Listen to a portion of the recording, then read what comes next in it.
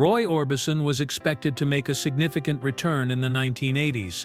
He had the same amazing voice, fresh songs and well-known pals. However, DJs were dismissed when they attempted to play his songs. Record shops were intimidated when they carried his music. The reality? Roy had turned against the most dangerous gatekeeper on radio. His career was the price. They didn't want you to hear this narrative. During one of the most difficult periods in American history, Roy Orbison was born in Vernon, Texas, on April 23, 1936. His father battled to maintain employment while working in the oil fields. Despite her love of poetry and painting, his mother was never wealthy. The family had to be on the go, looking for work wherever they could. They relocated to Fort Worth in 1942 as a result of manufacturing jobs brought about by the war. They eventually settled in Wink, Texas, which Roy would later characterize as dirty, oily, and devoid of everything he liked. Still, he was molded by these formative years. His music will subsequently reflect the spirit of his long line of survivors. When Roy turned 6, everything was different. He received a guitar from his father. It became more than simply a toy to him. His life soon became dominated by music, which he learned from his father and elder brother. Roy practiced by himself as the other children played outdoors. He knew there was nothing else he wanted to do by the time he was 7 years old. The music of Jimmie Rodgers, Hank Williams, and particularly Lefty Frizzle, captivated him. His slow, emotive notes, which would later become his signature, helped shape his approach early on. There was a polio outbreak in Texas in 1944. Roy and his brother were taken back to Vernon to be with their grandmother because Roy's parents were so terrified. His introverted and reserved personality was only exacerbated by being separated from his parents at such a young age. Roy had a low opinion of himself. As a child, he even began coloring his almost white hair black in an attempt to alter his appearance. Other than his voice, he didn't think he had much going for him, and wasn't interested in sports. He didn't believe it was that wonderful even then. He just believed that people were reminded of it. He would carry that modest demeanor throughout his life. Then one of his first significant moments occurred. The village was visited by a traveling medical show in the summer of 1946. Roy, who was just 10 years old, participated in a talent show. He performed Joel Blonde and Mountain Dew. He tied for first place with a 15-year-old, which surprised everyone. For him, the moment showed something. His voice appealed to everyone, not just his relatives. It provided him the confidence he was unaware he needed. Music was no longer only a pastime. It was a means of being heard and seen. By the age of 15, he had started his own band and was playing on Kermit, Texas's sidewalk radio, the Wink Westerners. They even had a radio program of their own. They performed everything from big band classics to country songs. Roy continued to work hard summer jobs, cutting steel and painting water towers. But his primary emphasis was always music. Roy quit college and embarked on a new endeavor in 1955. He started a new band and broke up with the Wink Westerners. The Teen Kings became well known in the area and was given a TV spot in Odessa. Roy first met the woman who would become his wife, Claudette Frady, after one of their performances. They recorded Ooby Dooby, their debut single, in a tiny New Mexico studio that same year. A modest label issued the record, but it wouldn't remain small for long. This is where things go a little hazy. Roy was allegedly instructed by Johnny Cash to get in touch with Sun Records, the label where Elvis had his first job. Others, such as Sam Phillips of Sun Records and Roy's own drummer, disagreed. They say Phillips heard Ooby Dooby on the phone from a record store proprietor. That's how the arrangement came about.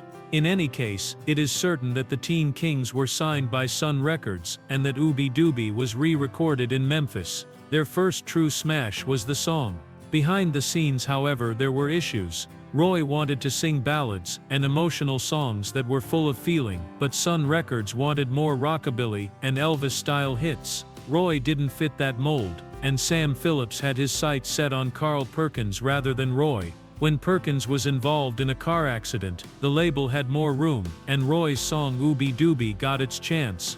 It sold over 200,000 copies and made it onto the Billboard charts. But that was it. Desperate to remain relevant, the band embarked on an unusual tour. Between movies, Roy performed on the roofs of drive-in cinemas, giving it his all on stage, and bouncing around like Elvis, in the hopes that the audience would applaud. He once remarked, "We had only one hit record, so we did everything we could to get applause." It was a period of hard effort, tough lessons, and optimism. The release of Only the Lonely in 1960 not only made Roy Orbison well known, but it also revolutionized the music industry. He initially attempted to perform the song for the Everly Brothers and Elvis, but both of them declined. The finest thing that ever happened to him was that rejection. People realized this wasn't your typical rock and roll as soon as they heard it, which he had recorded himself. Roy's voice soared, the instrumentation were subdued, and the backup singers were front and center, high, brittle, and aching. That was not how anyone sounded. At the time, the majority of male vocalists attempted to appear macho and cool, but they failed. His voice was one of heartbreak, and heartbreak was lovely for the first time. He continued to write his own regulations after that. He wrote or co-wrote nearly all of his greatest hits. Roy collaborated with Joe Melson, and then Bill Dees to write tunes that defied convention. Roy was crazy with his frameworks, whereas others employed verse, chorus, verse. Songs such as In Dreams and Crying took unexpected turns. Nevertheless, they were effective. They felt honest, therefore they worked. Formulas didn't matter to them. Emotion was important to him. That is the reason his music will never be forgotten. However, the picture that everyone recalls, the black attire, the sunglasses, and the silence, was not a part of a larger scheme. Fear was the cause. Roy's stage fright was awful. He had to use his prescription sunglasses for one trip, since he had forgotten his normal spectacles. They served to conceal his nerves and eyes. He continued to wear them. Then came the black clothing. He hardly moved on stage because they gave him a sense of security, as if he were hidden in plain sight. According to George Harrison, Roy appeared to be motionless, but for his lips, like marble. However, the silence just strengthened his voice. There was no performance. The sensation was unadulterated.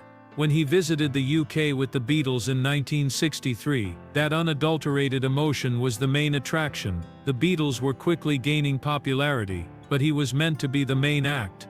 Nevertheless, Roy was the first to go out each night, leaving the crowd in disbelief. At the beginning, he sang so softly that everyone had to calm down to listen. When he struck those enormous high notes, they were all his. At one performance, even after he left the stage, his name continued to be screamed by fans, and Lennon and McCartney had to stop him from leaving again. Even the Beatles found it difficult to keep up with him.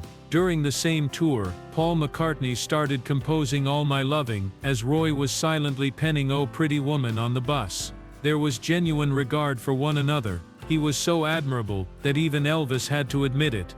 Curious to see what all the excitement was about, Roy once made the long drive to see Elvis in 1955. Elvis was one of his biggest admirers. Once Roy became well known, although he wasn't thrilled by his jokes or accent. Elvis purchased a whole box of the records to gift to friends after the song Only the Lonely became popular. Additionally, Elvis called Roy the world's best vocalist when he brought him on stage at one of their final encounters in Vegas. Roy, however, never gave any credence to the buzz. He was constantly uncertain within. His only true voice was in his songs. Oh Pretty Woman was unique because of this. It originated from a casual remark. Bill Dees quipped that an attractive lady never needs money when Roy's wife Claudette announced that she was going shopping. Roy reached for his guitar. They had the music within 40 minutes. It became his biggest success, selling millions of copies and pushing the Beatles off the charts. Roy Orbison was at the top of the world for a few seconds. That moment reverberated beyond of America. He was more than simply a celebrity in Ireland.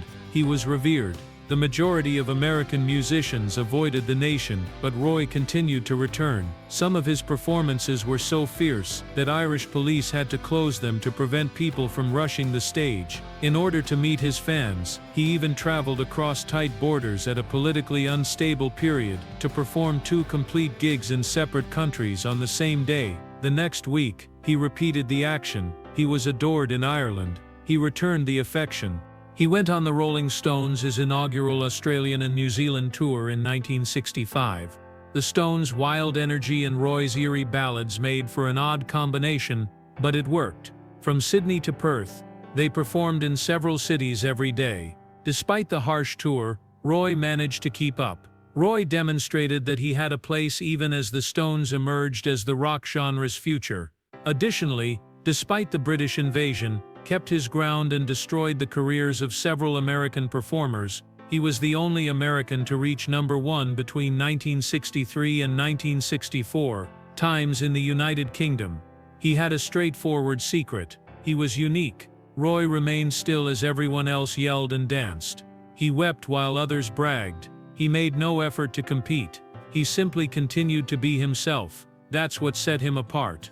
However, something happened that altered everything. He secured a big contract with MGM in 1965, after leaving Monument Records, the label that had influenced his sound. It appeared to be a wise choice. He would produce motion pictures. He would put out additional records. He had grown larger than before, but too much was asked by the transaction. His personal life wasn't much better during those years either.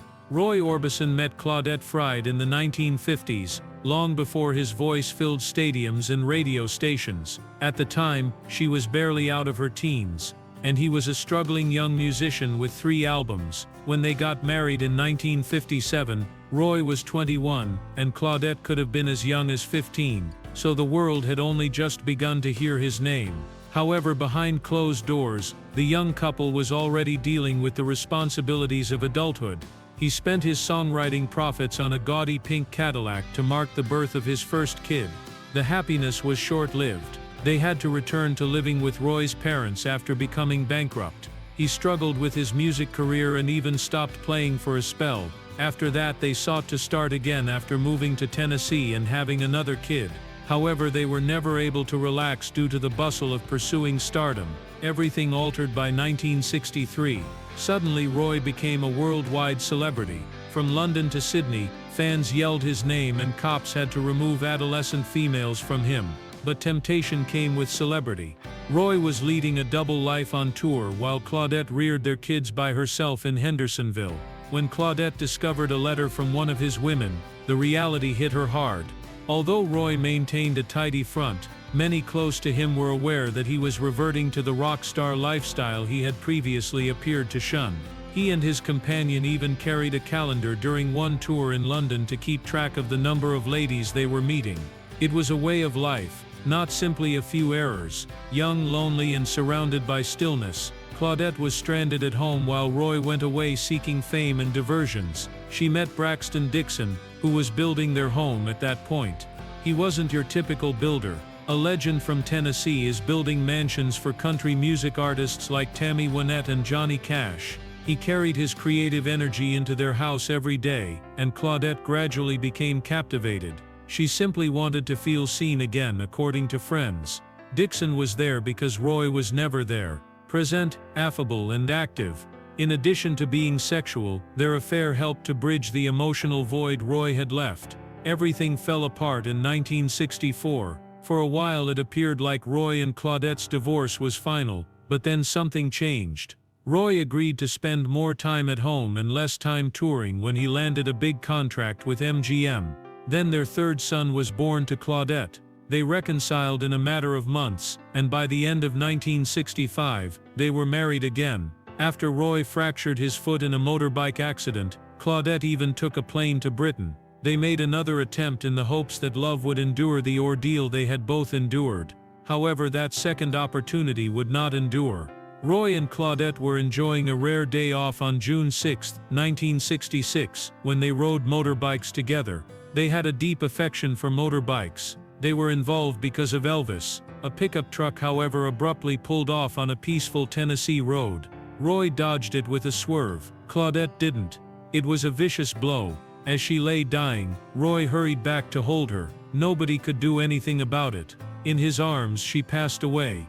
At barely 24, the woman who served as the inspiration for one of his most well-known songs passed away. Roy was broken. According to friends, he became silent and moved around the funeral like a ghost. The quiet in their house was too much for him. He then resorted to music as usual. He put his sorrow into each note in the studio. His voice, which was already eerie, took on a deeper meaning.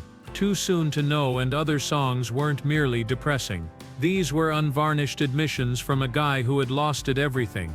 But Claudette was not the end of tragedy. Roy was constantly recording as part of his MGM deal, singles, albums, and movies. He was unable to keep up. His songs' quality deteriorated, and they fell off the charts. To make matters worse, he was forced to work on a movie called The Fastest Guitar Alive by MGM.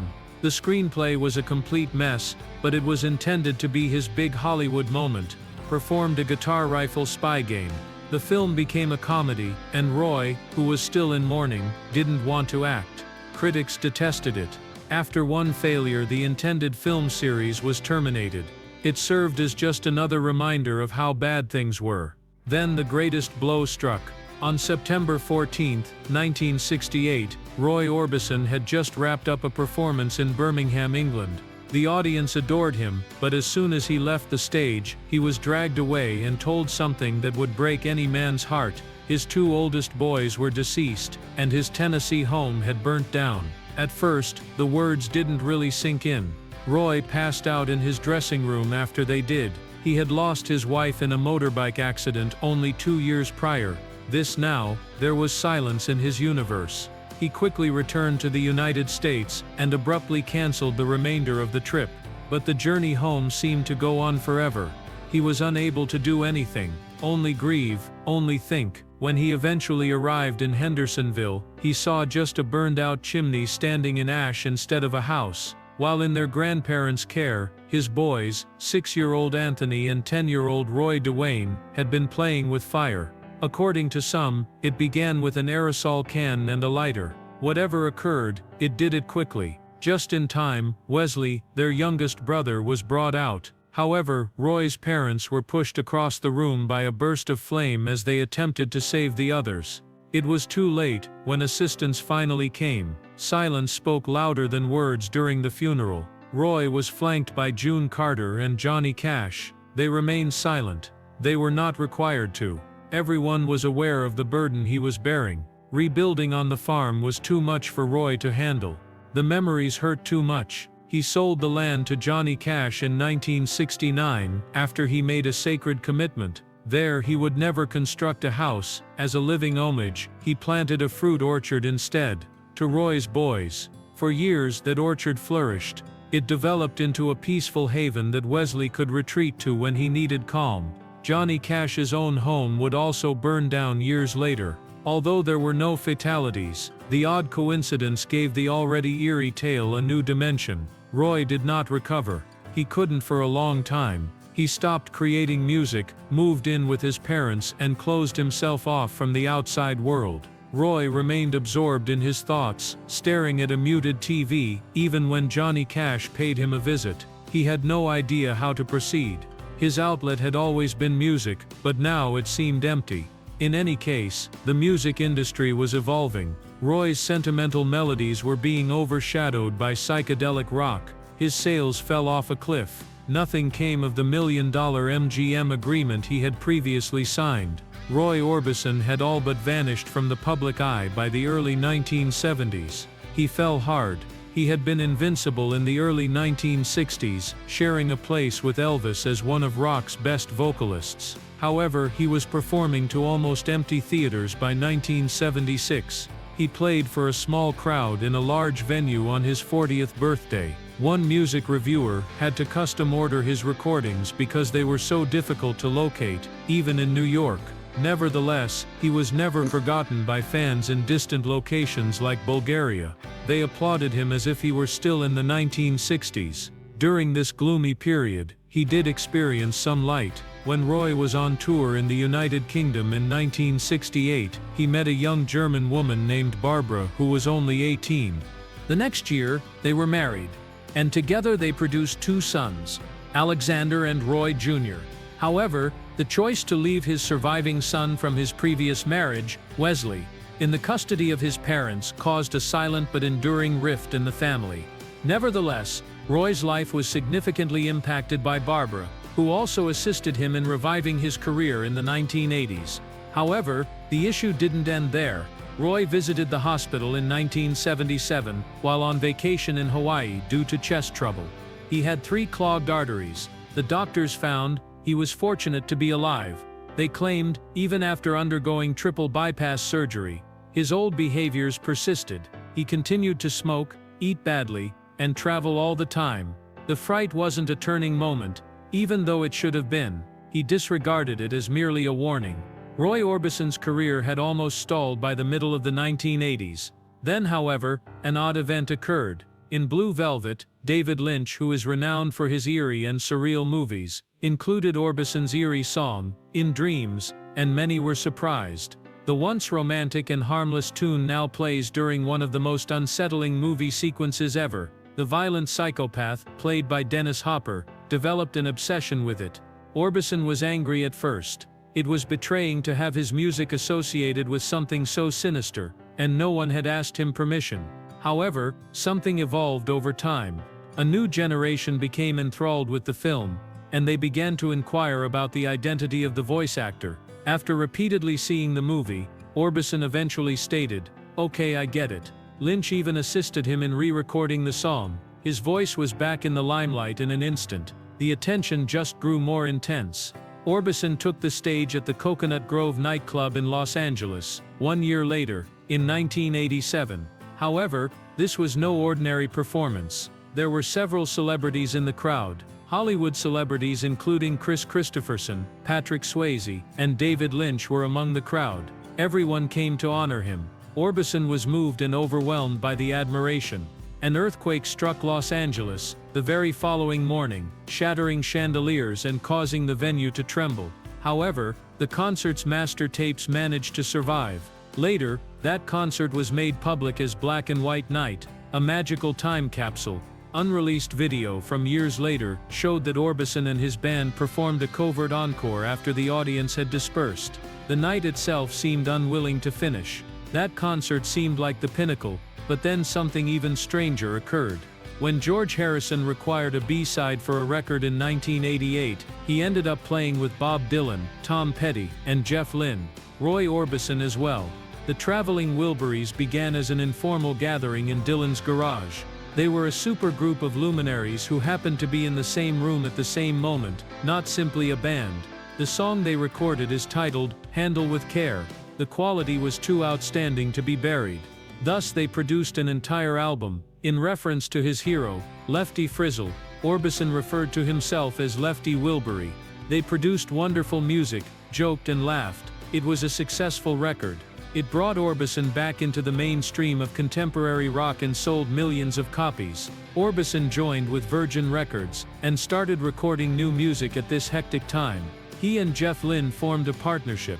He was already helping George Harrison with his hits. Lynne thought Orbison's voice was amazing and admired him much. They produced Mystery Girl, Orbison's last masterwork, with the assistance of pals like Tom Petty, Bono and even Elvis Costello. There was a lot of emotion and passion throughout the sessions. Orbison's voice reverberated through the corridors, like something from a dream one night as he was recording A Love So Lovely at George Harrison's mansion. Though fate had a tragic twist in store, everyone knew they were seeing something unusual. Orbison passed out at his mother's house on December 6, 1988, a few weeks after finishing Mystery Girl, and just after the Traveling Wilburys record was published. Despite being hurried to the hospital, he never arrived. He was just 52. It was a huge shock. He had just taken everything back. His legacy, his voice, and his audience. Roy Orbison continued to surprise people, even after he passed away. The song, You Got It, was released on January 3, 1989, a month after his death. It quickly rose to the top of the charts, and became his first top 10 single in almost 25 years. Just 17 days before to his death, he sang the song live in Belgium, which is the sole documented live version of the song. The official music video was created using that material. It was eerie. It was lovely. It was the last one. Mystery Girl was a critical and financial success when it was released in January 1989. Time had not altered Orbison's voice. Strong, poignant and memorable. Songs like She's a Mystery to Me and The Only One Earning Praise helped the album achieve platinum status. The title track was composed especially for him by Bono. It was hailed by critics as his greatest work in decades. His sons contributed their own music to an old voice demo in 2014, marking the album's 25th anniversary. The result was a song titled The Way Is Love. His voice could still move people to tears years later. Roy Orbison did more than simply return. He put on one of the biggest comebacks in the history of music. He departed at the pinnacle of his rebirth, locked in a flawless, eerie final note, exactly like his songs, sad, lovely and timeless.